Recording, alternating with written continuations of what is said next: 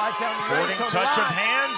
Round number one. There's that fast start, and that is the fastest knockout in bare knuckle fighting championship. Hey, mama, no born in the Bronx, raised in Dade. Been in the city since Pit had braids. Baja Panty parties, but I know how to sneak me out. Now it's 7-figure meetings every day. We leave the house. It's game time. The game's mine. You know the vibe. Yo, viajado el mundo entero, repping 305. Welcome everybody to another episode of Don't Blink Podcast. You know I got the kid in the building. You already know what it is. Today's a fucking epic episode. Epic. I got me and this guy tried to kill each other 5 weeks ago. It's my brother in the fight game, man. Amazing to have you here, bro. I got Thiago fucking Alves, bro. Yes. Legend. For having me, man. Yes, Hell yeah. I told my mama you was coming. She was like, "Get!" No, I was like, "Yeah, mom, chill, man." But yeah, it's gonna be awesome. Listen, I had to fight my mom and tell her, "Oh, you can't come up here. It's too hot with too many people." She said, "No, You guys got a nice setup my here. family loves you, man. Thank you. Yeah, hell Yeah, you got a phenomenal family. Thank you, brother. Thank you, man. Thank Thank you. But we'll get to the fight eventually, man. This show is we like to highlight our guests. A lot of people know about you. They came from Brazil. You're a fucking UFC legend. You've been in the fight game for a long time. You know what I mean? And you've got major accolades. You trained with the best. You fought the best. But please tell us your story about like when you were a kid. I know you were born in Brazil. Yeah. Tell us, was it rough for you out there, and how we made it to where we're at today? Yeah, dude. When you grow up in a third world country like Brazil, you grew up with a different awareness of reality, right? From a very early age, we were always taught to watch out where we're going, be careful with this, my mom used to kind of prep us, depending on where we're going, But besides that, I had a phenomenal childhood, awesome. Till I was about 11, 12, every weekend, my parents used to own bakeries. Oh, shit, awesome. Oh, damn. Yeah, dude. So, I was a little chubby kid. You want to be able to tell me now, What is like the bakeries over there in Brazil? Like, what do you? Way back then, it was pretty much just bread, milk, and I feel like butter and Yeah. a little bit of cake, stuff like that. Okay. And eventually we grew up to more of a grocery type of, Nice. Are they still running that? Is your family still part of that over there? We got one now, Okay. where my mom and my dad just go because they can't stay at home. Right. So Yeah. they got to stay busy. But but we're still it's still in the family business. That's awesome. Yeah, that's awesome. But yeah, growing up, dude, until about 12 in a river weekend, my family all got together in the weekends, all the cousins. I come from a very, my brother had about 16, brothers and sisters. My Oh, mom shit. Too, yeah. 16 brothers and sisters. I know, dude. El Diablo. Nothing going on. Let's no go. TV, That nothing. was before you got a TV in the house, dog. Yeah.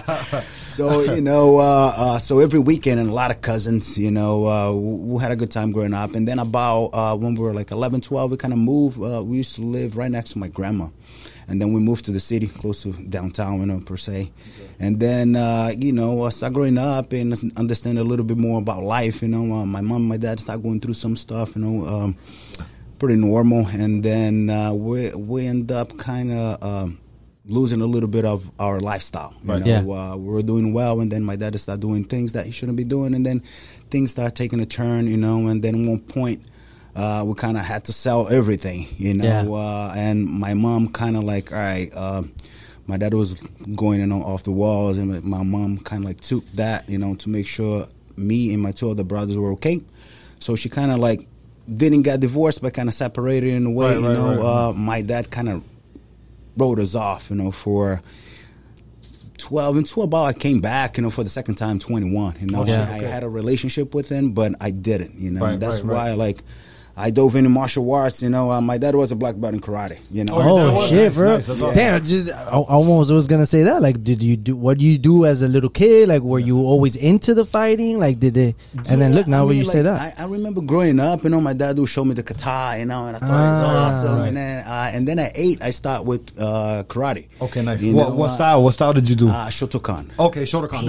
That's the rough one. That's the hard one. Yeah, that's not the Karate Kid one. Kind of. Damn, for real? Yeah. No, but Shotokan is known for being a little more aggressive with his karate. Instead of point fighting like you see, usually this is a little more. Yeah, it's a little bit more contact. Okay. Right. And that was on and off, from like 8 to about 10, and then from like 10 to 11, I did Capoeira.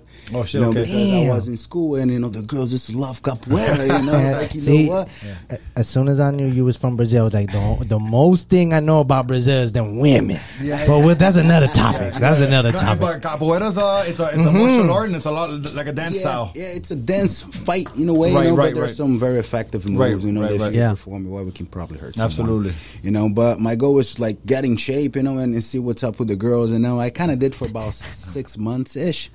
And then at 12, I started training kickboxing. Okay. I'm Muay Thai per se.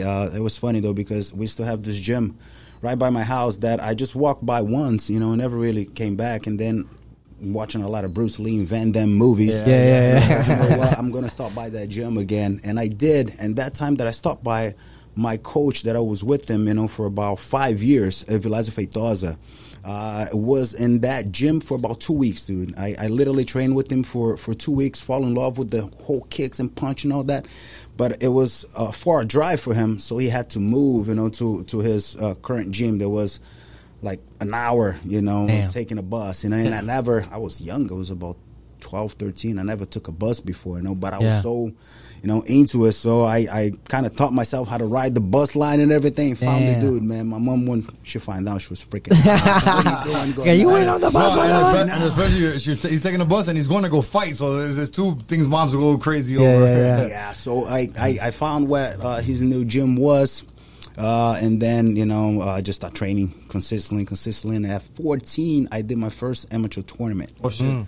Yeah, I fought 2 guys in one night. I dropped them, both of them in less than 3 minutes. Went back. My mom made me to go, all my bread and everything. I was super hungry after, I just sat in front of the wall, start eating with my hands and everything. My coach just walks in, start laughing. That's when the nickname Pitbull, came out. Yeah. You just found like a Pitbull, and I eating with the hands like a Pitbull. I was going to Coach, I'm 14, I don't think you can call me Pitbull yet, but it kind of grew on me. So from there, 14, at 15, and I became a pro. I say pro because when you start competing for money, with no headgear or anything, that you're professional. Right. So it was my first pro fight. The guy had 25 years old. I was able to win the fight. I was sick too. So the first 3 rounds I did great. Niggas say I was sick too, bro. I really was, man. And awesome. I did great. And then the last 2 rounds was just surviving, because I didn't have the stamina. It was funny because I was in school also. And like the next day, that was a Saturday. So on Monday, there was in a paper and a picture of me and everything. Oh, shit. That's awesome. Damn. And then there was a guy behind me. It's like, oh, dude, I saw this dude. He started well, but he got fucked up at the end. Oh, I was shit. right next to him. I said, dude, come on. That's awesome. Damn. But, and then from there, from like 15 to 17, it was just kickboxing, boxing. Nice. I did 1 boxing amateur back in Brazil. And then at 17, some guy called the gym, hey, we need a MMA fighter, for this tournament we're throwing. Do you have anybody? And the coach looks at me, hey, you want to fight MMA? I say, all that. Were you doing jiu-jitsu and stuff at that time? Nothing? No floor game? No. Damn. My coach was old school. Man. He was like, we believe in our more technique. More balls about it. Yeah, like we can beat anybody, And for the city, he's very advanced because he lived in Europe, he traveled all over. Okay. So I was like, yeah, man, let's go. I fought actually one of my teammates, Gleiton Tibau. Oh, yeah, go ahead. He's a beast. Yeah, beast. dude. And at the time, he already had... Big as hell right now, too. Yeah, he was like that, Growing up, yeah. So at the time, he had a few fights already. I remember he was wearing like a blue Speedo, Dude, I was like, there's no way I'm losing this guy. Hell no. It was Pride Rules, so 10-minute round and a 5-minute round after that. 10-minute round? Yeah, back in the days. And you could hit people on the floor with kicks and everything. Yeah, you could stomp, you could headbutts and all that stuff.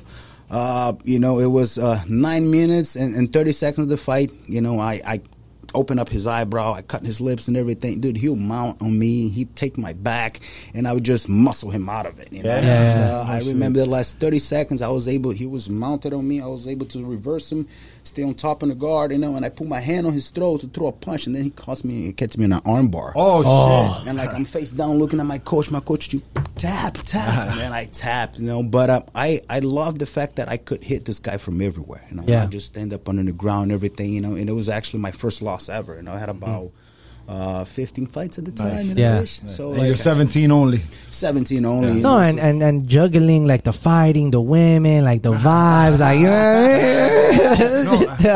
and the thing is, in Brazil, especially at that time when your age, because you're 2 years younger than me, that was an age where like fighting started going like this, like Yeah, it was the beginning. And Brazil was like at the top of the world for jiu-jitsu and everything, MMA, everything. Like, remember the Pride time? Of course, those guys. So Brazil was always pretty big in MMA scene. And from there I kind of fell in love with the sport. I started training jiu-jitsu a little bit, but it was always that jiu-jitsu always been huge in Brazil, right? So we have that rivalry, like striker against grappler, because I was doing striking Muay Thai, I was always for the strikers, and then I saw Vanderlei Silva doing pretty well, the shoot box and all that. From like 17 to 19, I just competed in MMA all over the country. Nice. And then in 19, I got invited to come here, to join American Top Team in South Florida at that time. That's awesome. How did that happen? Dan Lambert reached out to you? Or? No. Or Conan? It was funny, though, because I fought the show called Big Touch Combat. And at the time it was like a pretty big, national show. And I beat a guy that was a big-time fighter and Brazilian top team at the time. I remember when I fought him, he had like Murilo Bustamante, Minotauro on his corner. Damn, and I was looking at him, I said, damn, my coach smacked me. He said, hey, kid, you fighting this guy. You're not fighting those guys in the corner. So it's one of the things that stays with me. So I got a lot of recognition after those 2 fights. I always had a good reputation growing up, around my city, my state. So Marcos Aurelio, he was one of the first guys that joined American Top Team, a very famous black belt, in my city and in Brazil also. I never met the dude, but he heard of me, and heard like good things about me. So I literally, dude, I met the guy at the airport when he was coming here for the second time. I gave him my cassette tape, and a little bio. I said, dude, please, see what you can do for me, And I heard at the time they were, changing the game pretty much, giving you a housing, best trainer you can possibly imagine, a salary. When I got here, I was making $225 a week. Dude, at that time, I left Brazil. We were in a pretty tight situation. I'm the middle kid. So my older brother always been super smart, like went to college, everything, paid for scholarship and all that. And I was like, the middle guy that likes to fight. My younger brother was just too young, so I was like, all right, I got to do something. So at that time, I just finished my second fight, the biggest fight I had. I gave my cassette tape to Marcos. I'm like waiting a little bit for about 3 to 4 months. At that time, like Shootbox kind of reached out to me. That was another state, one of the biggest camps. So I had to go to Curitiba. I went to Curitiba for about 2 weeks to try it out. They promised me pretty much the same things, that American Top Team promised me. But it was in Brazil, But when I got there, it wasn't what they promised me. I had pretty much paid for everything, and I just couldn't afford that. Of course. So while I was there, but it was pretty cool. I mean, and that camp was full of killers at the time. Shogun and fucking Wanderlei. I met Vanderlei. I met Anderson Silva. I was pretty much staying at Shogun's house. Murilo Rua, his brother. So it was pretty cool. And I was like, what? I'll bounce, I'll stay right and then like I get the phone call, I call my mom every night. I said, Tiago, Liborio, just called, and I guess everything's, it's approved. I said, no way. Wow, all right, gotta figure it out what I'm gonna do, Mom. And then like I didn't have money to, fly myself from Curitiba to Fortaleza. So I remember my mom, bought a ticket with financing 10 payments. I told my the coach at the time, so listen, something happened with my grandma. I have to go back, blah, blah, blah. I went back, and then when I got back to Fortaleza, I didn't have the money to, buy my ticket to the U.S. Yeah, to come here. So like I kind of like juggle a little bit. I used to be a ballroom dancer back in the days. Oh no shit! What? No, bro. This pretty boy, bro. So like I started doing that. Let's go. And they were paying you for that? Yeah. So I used to be part of a team, called Ritmos Nordestinos. So we used to do like... No, hold up, though, T. Hold up, though, T. You ain't gonna come away. You just made me blink. This card don't blink. How do I understand what you just said? What does that mean? What was the name in English? Ritmo Nordestino is like a northern rhythm. Northern rhythm in a way. So it's rhythm. Yeah, okay, I got it. Hell yeah. So, so like growing up in Brazil, man, it's either football, I was kind of into fighting and, just the culture over there. People drink a lot. Absolutely. And it's a Latin country, bro. You could see tell me a little bit about Brazil, bro. This dance called forró. Forró, it's the easiest way for me to explain is either kind of like salsa or bachata, where you dance to the hold on, Tiago, you're not just going you ain't just gonna mention bachata to me right now, T. You know that bachata, T? Oh shit! Listen, before the show's over, we got thrown in a little tune from the show's two steps. I don't have the moves anymore. I'm a dad now. Yeah, I saw your wife. I wrote, please don't get the dad bod. I know. It's never gonna happen, baby. Don't worry. No, for sure. All right, but hold on before we get too far, because you were saying so to buy your trip to the U.S., you went back and started ballroom dancing. Yeah, so I was coaching, teaching privates and everything. Still not enough because at the time I think the dollar, the real, $1 is about like 4 reais, something like that. So I had to really work hard. But I was lucky enough that a friend of mine kind of just bought the ticket for me. He was Trator. Thank you very much. No, hey. Shout out to him because look what a life-changing moment, brother. Yeah. You never know. You don't know at that moment, but look, now looking 16, 17 years back. Major blessing.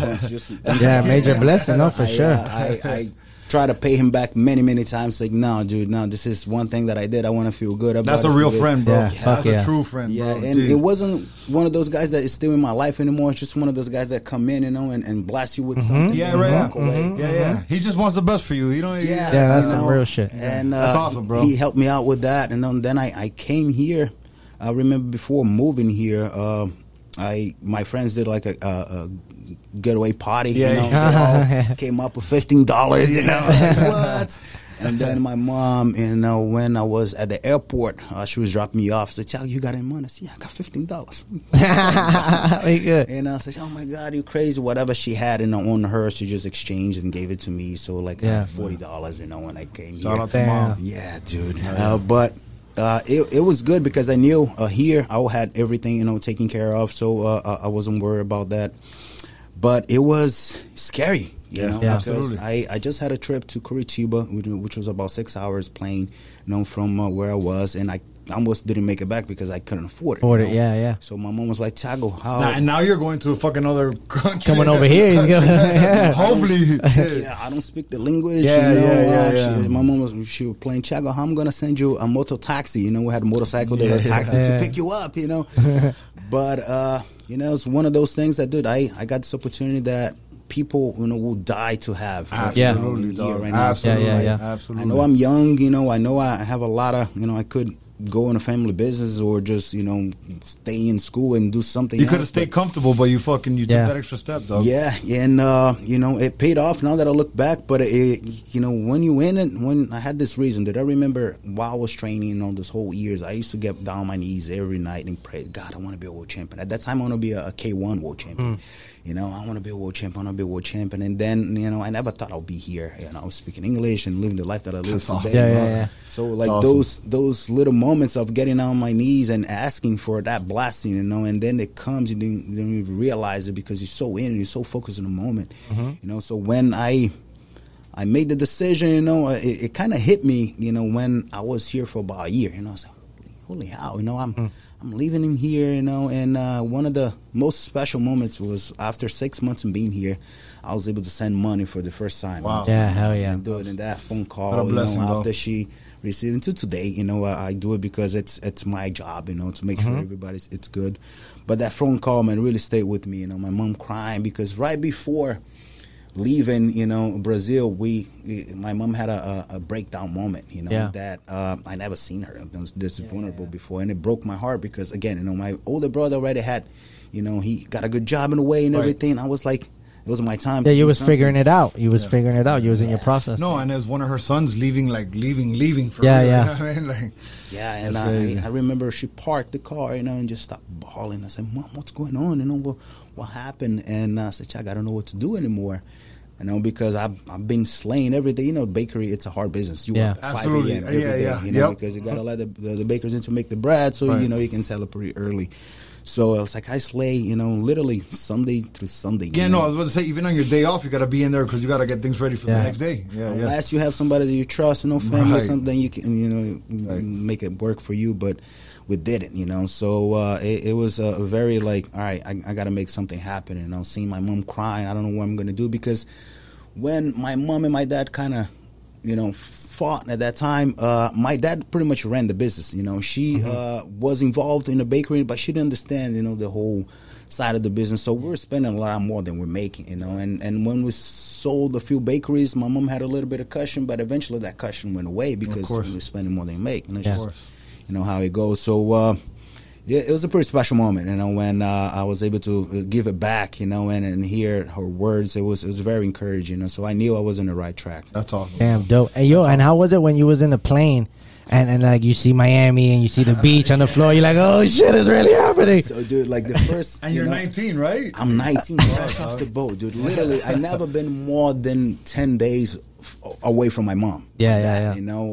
Besides when I went to Curitiba, that those are like I stayed there for about 10 days, almost 2 weeks. So that was the most, and then I get here, Max picks me up at the airport, he puts me in the car, and then we got on 95. I was like, look at all this, dude. In Brazil, the most you see, is like a 3-lane, car, and that's a lot, It's in a 95, we got 5 lanes on the other side. I'm like, Jesus, man. And this Miami, and everybody's baby. Thousands of cars, thousands of shit. Dude, just the architecture is different, everything's bigger here. Right, So it's kind of like Europe, so everything's built a little smaller. So it was exciting and super scary at the same time. But it was fun because when I got here, I was at the Libora's house for about 2 months. And then we had what we call the Big Brother. The Big Brother was the house where all the fighters, from all over the world were staying. Oh, dope. A lot of them were from Brazil. So that was kind of cool because we're kind of on the same boat. Right, from the family, trying to make it, waking up at 9 a.m. every day to go. And finally you could talk to somebody that knows how to speak your language. Yeah. I know you were stuck for a while, probably. Nah. You was wreaking havoc over here in Miami with that Brazilian accent. The women... See, whatever you want. I'll tell you what, though. Like, once I learned a little bit, my English got a little better. I was able to talk a little bit. I didn't want anything to do with, my Brazilian girls. Just because I wanted to learn. I had a plan, but, that's kind of... what was the first, like, Spanish word you learned? If you remember? Probably a bad word. Hola, ¿cómo estás? Dude, I remember I started dating, I think she was... Colombian, and a friend of mine, one of my coaches said, "Bro, I want you to come to her and tell está más rica que un plato de chícharo." And I said that to her, and she stopped. What did I say? That's awesome. Welcoming me. That was a nice welcoming right there. You guys imagine what happened after that. Great line, coach. The chicharo. I think I'm hungry now. I know, right? That's awesome. Hey, that's dope. So you moved to the Big Brother house, and it gets more comfortable for you there. Yeah, because at first I was at Libora's house, and I met Libora. I never met Libora before. Even though she was super nice over the phone, I talked to my mom and everything. So my mom got more relaxed when she, talked to Libora a little bit, because Libora was a big name in Brazil, But I was, man, that's Master Libora, Wow, I'm going to stay at his home. And he was super nice, man. I was staying in one of his room in his house. I stayed there for 2 months, and he made me feel very welcome. And then after that, I moved to the Big Brother's house. And it was funny, though, because it was a 3-bedroom apartment, but you had like 9 dudes living there. So you could imagine the mess. Oh my God. It was like a sorority house. Yeah. That's awesome, because everybody gets up together, trains together, right? Yeah, so we're on a schedule pretty much. We had the like Yukon, for the house. And in the morning, we wake up, go to train, come back, relax a little bit, go to train at night again, come back, and that was Monday to Saturday. The routine. And then we had a guy that used to take care, take us to do groceries, stuff like that. At that time, we used to get $115 for groceries and like $110 for you to just what's up, you want to go to the movies or something? You want to go to drive-in and shit? Don't spend it all. Don't spend it all in one place, all right? Just have a lot of dinner dates at Sissy Pizza. For real. But it was that's fun, awesome, man, man. because it created that bond, with your brothers in a way, and it built a lot of character too. Absolutely. You have to learn how to navigate, and I pretty much became a man here, in South Florida. So it's crazy to think it's been almost 18 years. And so let me ask you from when you got to Miami to your first. Did you have any amateur or any professional fights here and then go to UFC, or you went straight to UFC? No, so I got here. I competed. I got here in 2003. I fought I think about 5 times, and then I got into UFC in 2005. Okay, nice. It was actually my birthday. I fought Spencer Fisher, and I lost. Did you? Yeah. On your debut? On my debut. Oh shit! Okay. But that happens, with a lot of the guys that step in, and I was doing great. I heard a lot about his striking. Spencer Fisher, phenomenal striker. But the ego. So, nah, man, I can strike too. What are you talking about? Yeah. And first round, he kind of clipped me a little bit. I was taking him down. I was doing pretty well, from the grappling standpoint. I was taking him down. I was being the top and everything. But I got too over aggressive. At one point, I threw a punch, and he was kind of shorter than me. He was able to lock me in a triangle, But because of his short leg, we're so tight right off the bat. So I tried to roll, he ended up on top and everything, and then that was it. Yeah. That's crazy how he remembers that, because that shit was like 15 years ago, right? Yeah, you remembered it like it was like yesterday. Because I want to make a point of this, that your first UFC was 56, right? Yeah. So that was his first UFC, and right now they're in UFC 265. So over 200 UFCs ago. It's fucking amazing, dog. Oh, hell yeah, bro. I know. The habit, like, yeah, that must be a bad habit, bro. My son, sometimes he just comes and grab my fingers like, oh, buddy. Isn't it better sometimes just to have the cast on so people know not to fuck with it? I do. But it's just, I'm training and I'm sweating. Nasty no, I saw it. Listen, man, you got me back motivated, because I go on Instagram, see you training, I'm like, fuck, bro, I'm still eating this shit, bro. No, and he took the cast off, because, we all know he took the cast off because he was coming on the Dumpling podcast. He was like, I'm going over there and I'm stunting all these. You know what I'm saying? I'm looking fresh, I'm riding. All right, my brother. So you get to the UFC, you do your first fight. How many? You had a ton of fights with UFC. You got over 30 or 20? 27. 27 fights. Holy shit! With the elite of the elite, you went fucking 5 rounds with George St. Pierre, dog. Yeah. That's amazing. That was surreal, man. And it's crazy because I've been in American Top Team for 18 years now, and a lot of the trials, and errors that we had, I did them. Right, you were one of the first guys to go through everything. So pretty much, we start from nothing and build all the way to a title contender fight, at a welterweight division, as you guys know, one of the most competitive competition division in UFC. So, it was a learning process, that's just like Dan, says today, we are what we are today because we made more mistakes than a lot of the teams. Right, absolutely. Absolutely. So, a lot of the mistakes that we made along the way, it was with me in a way, and I don't regret it, no, of course. I think it's just human nature, right? You wish you know better so you can do a few things differently, but I have no regrets. That I'm proud to be, part of this story of the team, and everything. So it kind of works out. I went to American Top Team for the first time a couple years back, and I don't know if you guys haven't seen it. It's a fucking university. Like, you walk in, it's a building, and it's beautiful, clean. Not one thing on the floor. All the bells, everything, all the pictures, beautiful. Yeah, everything's into sections. You saw that get built, right? Because it wasn't like that back in the day. That was like our best location. That was the one that's in Coconut Creek now. We used to be, when I moved to here. We used to be in Boca. The gym was called Boca Black Belt. It was super small. You had about 10 guys training and you're bumping into each other. Yeah.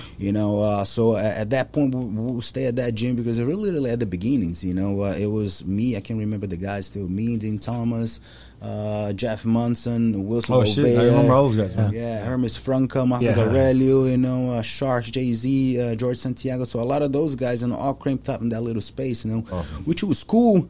But we needed more space. And then we moved to our first location in Johnson Road. It was a little bit bigger. We stayed there for about 5 years, and then we got a bigger location, right across the street from it, a little bigger location, and then, from that's when we moved to the location, then bought the building, renovated, and then moved the whole gang. The building is sick with it. No, it's ridiculous, bro. You know what I mean? Yeah. And it's awesome. You've been, like I said, bro, around from the beginning. You saw it go to what it is today. It's awesome to be a part of that. Yeah, it's pretty cool, man, because there was a lot of transformation. A lot of people came and went. Today we have a pretty organic, atmosphere. Sure. Like either you fit in right away or you don't. Yeah. We got no ego, we're all a bunch of professionals that just wanted to get better. Guys are very helpful. If you need the training partner, people just volunteer, dude, I'll help you out because I know it's gonna make me better.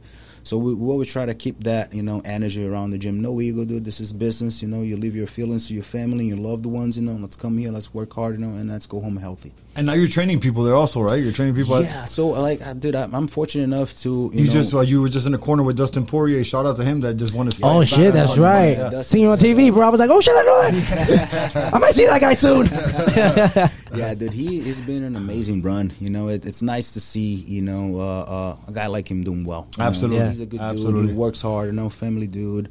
And he put in the time, man. Yeah, absolutely. Put in the time and the heat of the moment. And the kids have been going through wars and running through people, pretty much. And it's nice to see, the success is getting now. For sure. My brother, and so what brought you over to bare knuckle? I know that. Well, first of all, I want people to know that me and you are under first round management. We got shout out to Maki Kawa. Maki was here the other day. He was like, I went to go.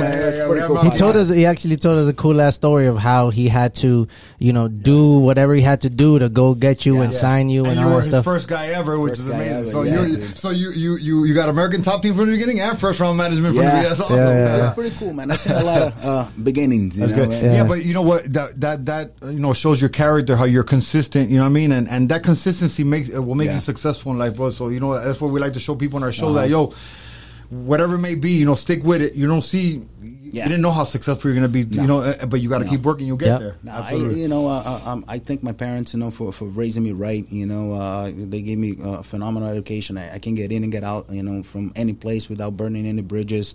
I always say please and thank you, and you kind of know what's right, what's wrong, you can't go wrong. Absolutely. Knowing that. So, dude, I don't sell my soul, I try to stay true to what I am, I work hard and everything else just falls into place. Absolutely. Hell yeah. Sometimes it doesn't, sometimes it does. But then we learn, learn from it and we keep going. Exactly. The thing is, whether it does or it doesn't, just keep moving and keep being you. Don't let nothing change you, you know what I mean? Absolutely. And, I want to get into a little bit of like leading up to our fight and our fight, man, because it was an epic moment in my life being able to fight you, man. It was an honor and a pleasure. It's an amazing thing. I sent Malky a picture. I don't know if he sent it to you. In 2005, you were doing your debut. I was in prison, cool. And that's not. I told him that's not to knock him. That's to show how he followed his path. Me, I fucked around. You know what I mean? But for us to end up there, it was amazing. Yeah, it's very impressive what you accomplished. Thank you very much, brother. Thank you. It's phenomenal. Thank you. That's that 3%, in the world they're able to do, and live a good life out of professional fighting. Yeah, absolutely. It's business. Leading up to the fight, I never trash talk nobody. He never trash talk nobody. No. Remember at one point when everything first started, like, hey, you want to fight Tiago? I'm like, yeah, man, that'd be great. He asked him. He's like, yeah, if it's cool, because we're in the same family. Basically. Yeah, no, it's cool. Let's do it. We talked on the phone. Oh, look, I don't shit talk. No, I don't do it either. Cool, no problem. We had a great one. Yeah. He called me. He said, I'm not King Kong or now Godzilla. But hey, listen, it was an amazing, epic time in my life, bro, and I'm glad I was able to share it with you, bro. You know what I mean? Me as well, bro. Thank you, brother. Thank you. My bro, so I've been hearing this for a while. I know you want to be a police officer. So, dude, law enforcement is actually my first passion. Okay. Besides fighting. Yeah, dude. Growing up, it was like Bruce Lee, Van Damme, whatever. Yeah. You said that twice. Oh my God. Yeah. I love Van Damme. Rambo, the Terminator came out. Like guns, So in Brazil, at one point growing up, they developed the elite squad, what we call the BOPI, just because violence in Brazil was going crazy. And it still is a little bit wild. It's a Wild West.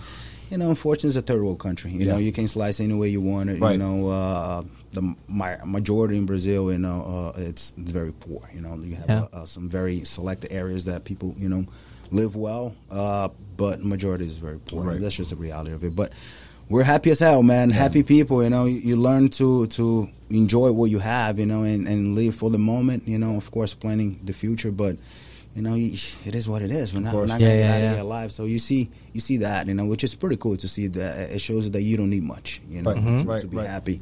So growing up, like they developed the elite squad, and the BOPI had this aura behind them, this rumors, you say, right? Rumors in a way that where you can corrupt them, like they're straight up killers, and they just wake up, and to fight evil and everything. So that like really appealed to me. So they're really good guys. Yeah, really good guys, and they really want to make the community better. Make sure that nothing is going on wrong. Just there's a lot of evil out there, man. Of course, and I have a lot of friends in law enforcement. You talk to them a little bit. You hear the stories and everything. Like, wow, we're just not exposed to, the crazy real stuff of it, the realness of how hot it is out there. Shout out to all the police officers out there, the firefighters. Really. Shout out to all of y'all, man. First responders. Absolutely, for sure. A lot of respect for those guys. Man. Absolutely, that's why it's crazy to me. What's going on. In this last year or two. With law enforcement. Yeah. And but yeah, dude, I always had a big love for law enforcement, and one of my friends, Wilson Gouveia. One of the guys that came here was a really good teammate of mine. Fought UFC as well. He joined the Hollywood department about 8 years ago. Okay, nice. Oh, damn. And now he's working a task force with the FBI. Shit. I'm good friends with George Peter, which is the SAC of the FBI Miami office here. So, I have good people that I look up to. Wilson kind of like, I was trying to kind of follow his footsteps in a way. He had a phenomenal career in UFC and then retired, became he owns a gym, became a law enforcement. So it's like, I can see myself doing that. This guy, he'll pull somebody over and they're like, oh shit, let me get a picture. I just got pulled over by Thiago Alves. Please, sir. That was like when I was also hearing news like back in the day, like of Shaquille O'Neal being like he did a Miami Beach cop actually. He's always wanted to be in law enforcement. They can pull his big ass pulling niggas over. Right. Hey, I think Cat William had a meme where he said he got pulled over by Shaq. He's like, Shaq, can you get your dick out of my window? For real, that's how tall he is, bro. It's scary, man. My bad, brother. But you want to be an officer here in Miami, or you want to go over there and join that team? No, in Hollywood. No, in Hollywood. No, you. Shit, not Brazil. Your mom won't let you do that. No. Okay. I love my country, man. Yeah, of course. Who I am, but my life is in America. Yeah. I plan and bring my mom and my dad here eventually, but the roots are too deep, in Brazil. I don't think they'll come, but I'm slowly, trying to talk them to come. Oh, you should open up a bakery here, though. That's what I said. I'm going to open gyms, and then you guys can help me in the gym. So Tiago, I can come and not do nothing. I need to do something. So we'll find something. Yeah. Damn, hell yeah, that'll be awesome. Yeah, I know. That's why I kind of like understand myself a little bit better, because my mom and my dad, they're always on the go, man. They don't stop, to today. I think it's in your DNA. It's in DNA, and when I don't do something, I feel like as I got a little older now, I'm going to be 38 at the end of this year, so I find that it's better for me to stay consistent than like take completely off. Absolutely, I'm the same way. I don't have to go crazy, but I have to do something, every day or every other day. Otherwise I just get too angry. I'm the same way. I actually get a little bit of like I get a little bit depressed, for lack of a better word. Right? I don't feel great, and then I do exercise, and I'm over it. It helps me a lot mentally, physically. I just feel better, and. So law enforcement, I did everything. I passed the CJ Bath, I did the swimming, the physical. I was ready to apply. My last fight was in December of 2019 in UFC. I fought Team Ins. I started great and then got caught with a beautiful left hand. I got dropped and then I went to his leg. He kind of caught me on a darce. Beautiful move. I couldn't really get out and everything, so props to him. But I caught him to 3 badass body kicks. You gotta say something. You know what? While we're talking about that, so at 2 days before our fight, you have the press conference, and I was talking to Chris Lytle that you fought. Yeah. And he's like, man, I had a great fight with him, man. Look it up. I was like, I'll look at it after the fight. We got fighted that night. Yeah, you got fighted that night. That's right. He told me. So did we. Yeah, so did we. But we got a bonus back then.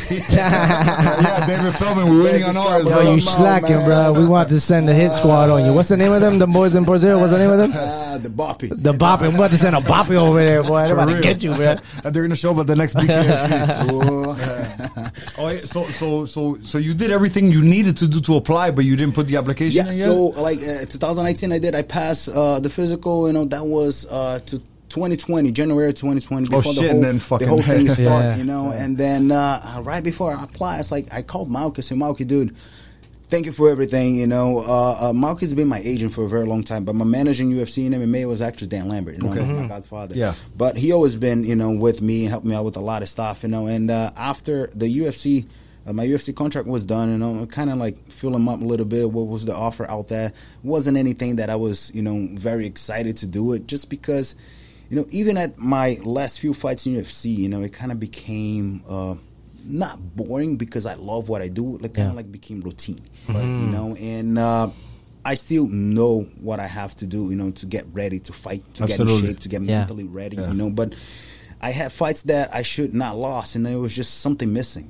There were fights that I won, but then it was in Russia. The guy will get the decision. So it was like, I know about those. It was something that it was not clicking for some reason. And I said, you know what? Let's see what's outside of UFC. And I talked to Bellator, I talked to PFL. And the offers were good, but wasn't, it doesn't make sense for me to leave UFC and go to this, organization if they're not paying me a lot more.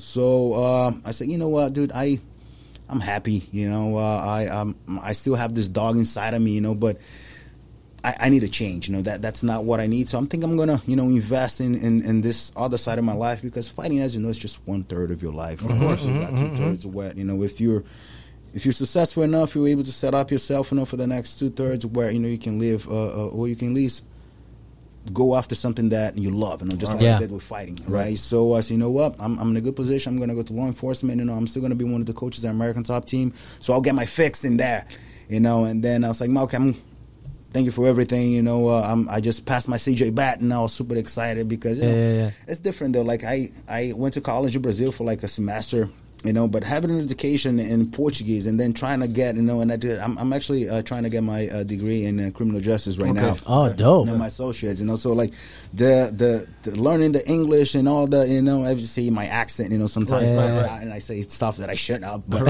No, but you sound pretty good, man. That's 18 years in the game right there, baby. Yeah, right? So, let me hear you say croqueta. Croqueta. Good, right? Croqueta. Croqueta, right? You know what croqueta is. Say cafecito, nigga. Say cafecito. So, awesome. it was like a huge accomplishment for me, trying to pursue a degree here in America, and then like be able to pass, an official government, I know CJ Bet is not that. You're a citizen here already for sure. Yeah, I became a citizen in 2014. Okay, nice. It was pretty cool. The whole ceremony, it's like, America. Fuck yeah. And then you can see he got the American flag hat on. Yeah, he repping that. He repping that shit. Jose Gonzalez. Don't make me sing that shit. I remember before, I was like rehearsing to that. Yeah, let's go. My wife, my girlfriend at the time, was just cracking up. So I got past the CJ Bat, passed everything. I was going to send my application to the Hollywood department. I was going to apply to Hollywood department, to PBSO and BSO. I already had all the plugs and everything. Yeah, for sure. And then I called Malkus like, no, don't. You're already hired. You just haven't even put the application in. In a way. Yeah. So I was like, Malky, dude, thanks for everything. I'm ready to, move on. Next step. And all that. And it's like, no, not yet. I'm talking to Bare Knuckle Boxing. And I remember him mentioning Bare Knuckle Boxing, right after my second. I had 2 fights left in my contract for UFC, and he mentioned Bare Knuckle Boxing, and I see, Lobo, he fought Lobo fought, fought Marinaji. I was at the fight, and I was like, it sounds fun, looks fun. I mean, what they offered. And so, he came up to me, a day after with the offer. It's like, you know what, that's pretty good actually, and it's something different, I'm going to give it a try. Why not? I can do this, do this. It was a 3-fight contract.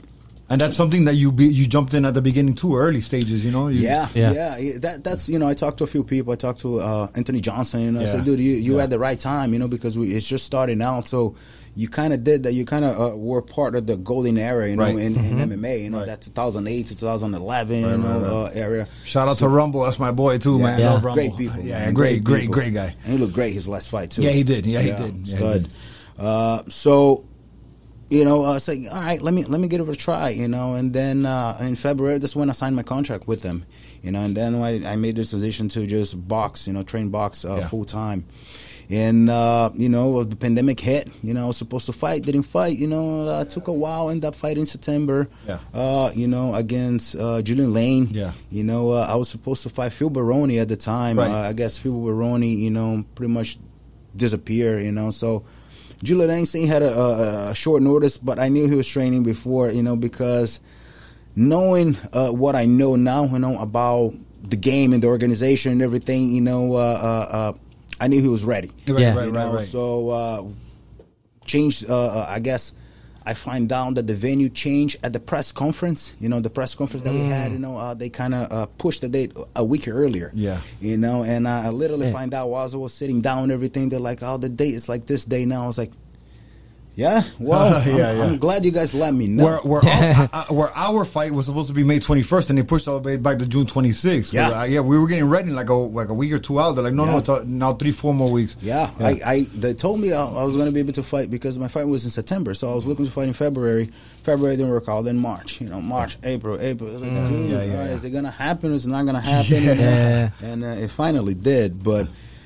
You know, that was the second fight. You know, it was a 3-fight contract. But if we had the clause that if we became a champion, we were able to renegotiate the contract right now. So that's kind of how it happened. You know, I was pretty much ready to, move on, and I, I'm a very godly man in a way. Like, and I believe in God a lot. You know, and I'm always talking to Him, and I was ready to move on. It was like, God, if I'm going to do this, I know it's going to be a good thing. So I'm going to go in 100%. I'm going to believe it, because I was ready to move on, and I'm happy with my decision. I'm happy with the man I am. So if you gave me this opportunity, because I know something good is going to happen, so I'm not going to question. I'm just going to go for it.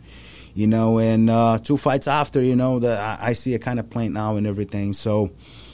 Yeah, dude, crazy ride. Crazy ride. How all right, but are you going to do it? Do you plan on doing it? Well, law enforcement? Yeah.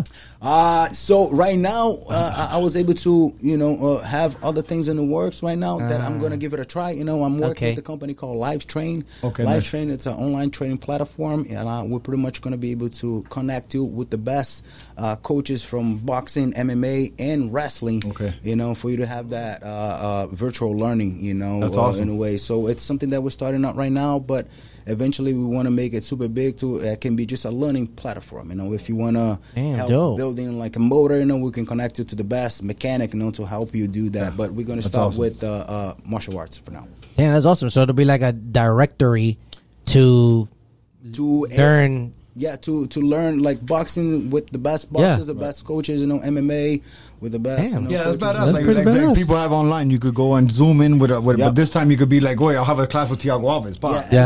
The pandemic kind of changed the game. Of course, absolutely. So there's this new market of online classes now that it's great, and we're going to kind of change the game a little bit. We're not just going to provide classes. If you want to have fight breakdowns, if you want to just talk to a fighter, or to a coach, or figure it out what kind of mindset he has, or just something. We're going to give you a different level of interaction with your favorite coaches, favorite fighters, and I think it has a lot of potential. So I'm going to give it a try. I'm fully in, just like anything I do. And see how it goes. I'm pretty sure it's going to do phenomenal. There's no reason not to. But.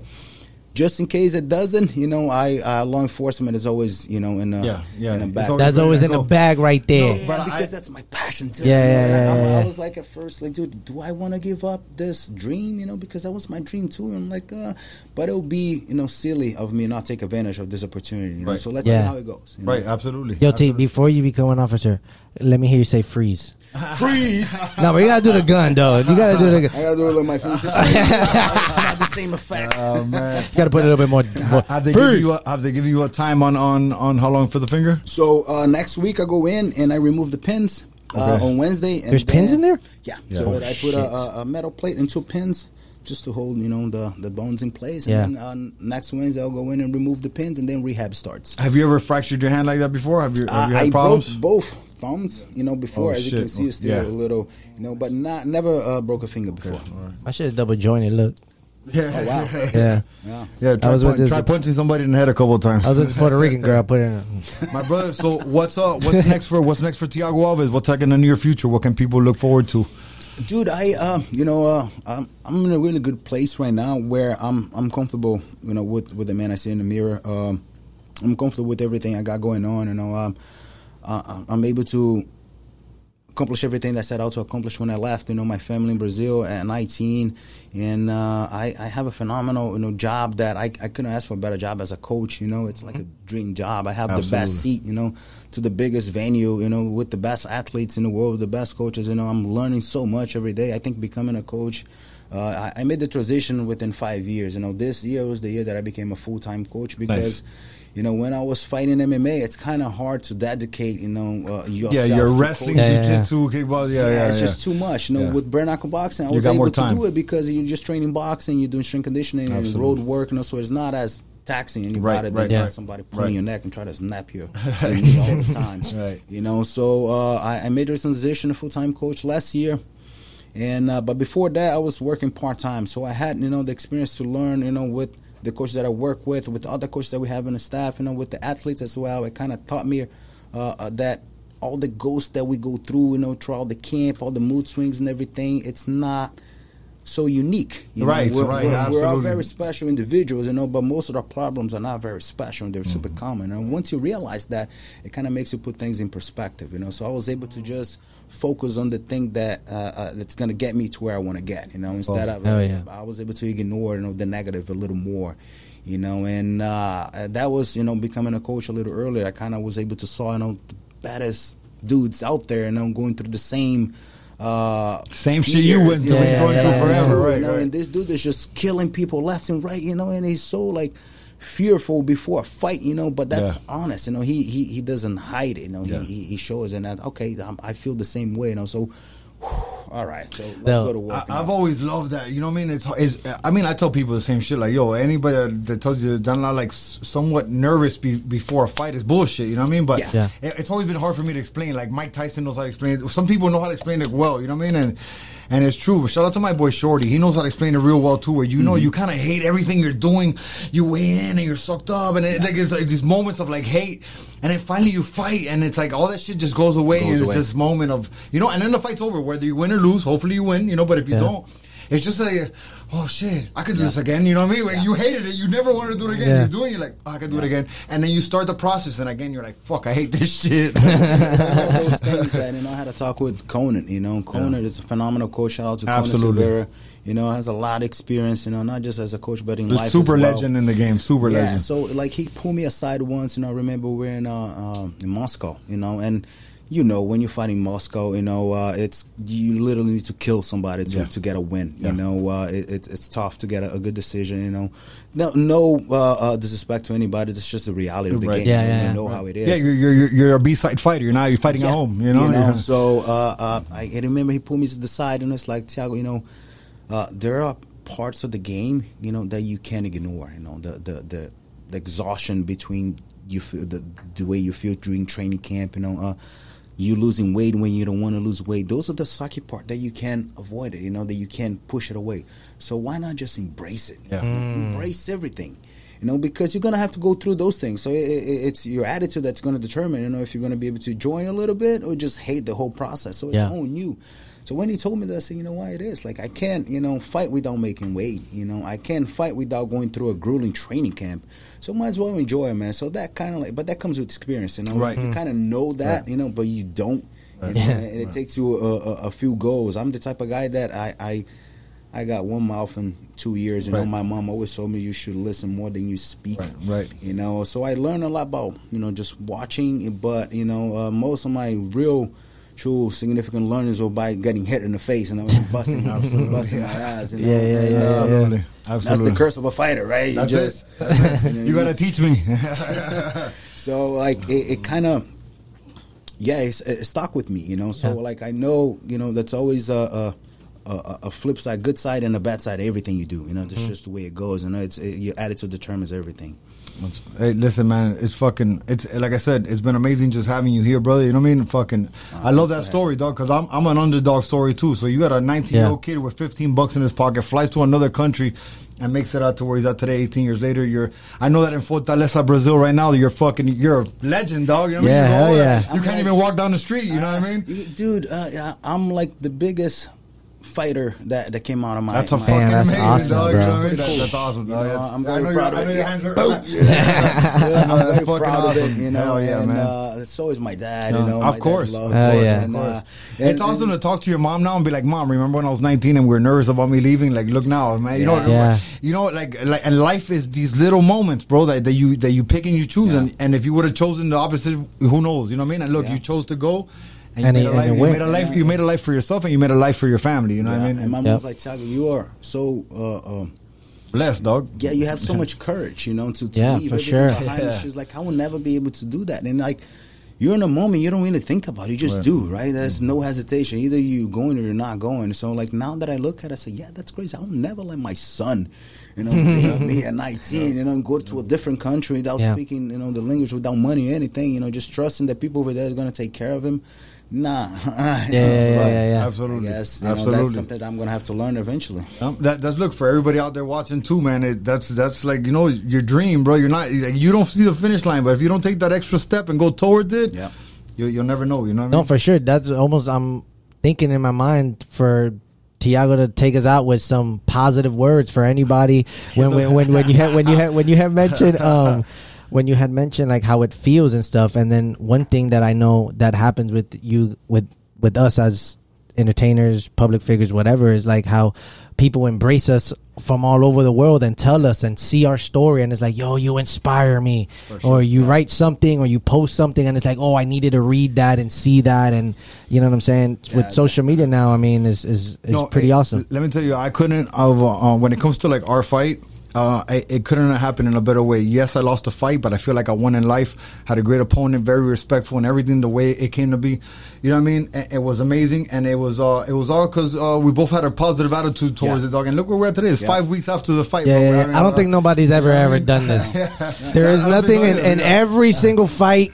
Competition there is worldwide, and that's something real that he just said. Like I tell my guys sometimes, like you go through an awesome training camp, you make weight easy, everything's feeling good. You actually got better throughout that training camp, but unfortunately the result didn't came your way. That's just one piece of the puzzle. Of course, it's a very important piece of the puzzle, but everything else worked out. So let's take the good, let's learn from our mistake and move on to the next one. Absolutely. Because we live to fight again. Absolutely. And, yeah, you should never get, don't get too highs on your highs, don't get too lows on your lows. Absolutely, that was great right there. Win or lose, you always booze. Win or lose, what? We drink some booze? What? You always booze. That too. There's one thing that we talk about in this podcast, right? Yeah. It's something that we've been talking about since the beginning of this podcast, and it's something that Uly just so happens to have, like, he loves it. Yeah. And I do. And I talk about it every podcast from the beginning. The reason I keep forgetting to bring it up for the last two is because, so in December, Donald Trump signed his COVID bill that you're supposed to release all UFO information, right? 180 days later. What's funny is from December to 180 days later was June 26th, the day we fought, was the day to release the information. But nothing really got released. So that's why I always forget to bring it up. We believe in... For lack of a better word, I believe in aliens. I think there's something out there more than so. That's what we want to know. So do you? What's your vibe on that? Yeah, dude, I think we're a very involved species, but we're definitely not the only ones out there. We're if you think about it, we're a little ball, floating. T, you're not the first one to come on here and sit there and say that, bro. No, and I always tell everybody think about it, right? Yeah, the amount of stuff that we didn't know that we now know about this crazy world out there. To think that we're the only ones, it's kind of pretentious a little bit. Right. Look, and you know what's funny? Like I tell people we're aliens. You know what I mean? But like so like to do what me and him do and go in there and beat the fuck out of each other, come hug it out. You're like, wait, you guys are like from another world. You know and then what you do? You go do music. I can't do that, dog. That's other world shit. No, you could do it. Don't even lie. Yo, T, before you got here. Hey, look, T, before you got here, DJ Rex right there. He was playing beats. We're gonna put on. We're gonna put a little freestyle. Yeah. He be going. He be doing it. That's right there, man. Hey, for the next fight, I'm gonna walk myself out and shit. Shit, I should do a song for you. Hell yeah. We're rocking and rolling, bro. You part of us. We're part of the alien community. Yeah, for real. Look, fucking Nanu. No, hey, an honor having you on here, my brother. Yeah, thank you so much. Man, I appreciate you. Nothing but love, respect, and many blessings to you and your family for for anything you have, anything you put your head to, brother. And you're gonna make it, dog, because you've already made it. Whatever you got to endeavor you have in the future, you're definitely going to blow it up, man, because you deserve it. You're a great person. Thanks for having me, guys. This is awesome. I love the setup, man. Congrats to all you guys' success. Yo, if you ever you thank you. Hell yeah. If you ever you need it, you can just let us know. We set you up too if you ever need it. Shout out to my sponsors, man. Romero Lumper Services, Romero Brothers Lumper Services, warehouse services. Those guys will get your warehouse straight, whether you need a forklift, organization. And they move them packages legit. Yeah, legit packages, yup. And Arancibia bail bonds. If you get locked up, call Javi, tell him the Monster and the Kids sent you. He'll get you out of jail ASAP, but you got to pay to get out. It's not like Monopoly. No free shit. No free shit over here. You got to pay for that. Thank you guys again for tuning in. We love y'all. Don't blink. I think me and Two Nights got something great going on. We got some great guests coming up. It's gonna be dope. We got some dope people that already signed up to do it with us, which is great. A lot of people show us love, and it's because we love them back for sure.